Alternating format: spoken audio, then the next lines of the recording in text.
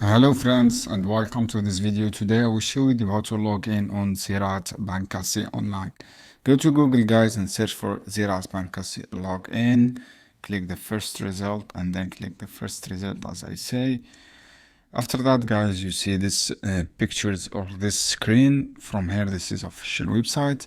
From here guys, you have a personal account, write your customer number. From here, write your password and then write your customer number. For example, this is customer number guys. You see unique customer numbers and then click next. So guys, if you forget password, just click forget password. And if you want to log in on the app, just click download the app from here.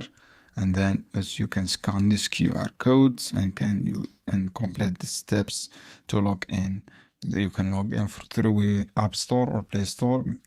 If you have Android, you can use Android apps to log in this app. Just write your password, is all information. So guys, I hope this video helpful for you. Don't forget to give like, share this video for more content.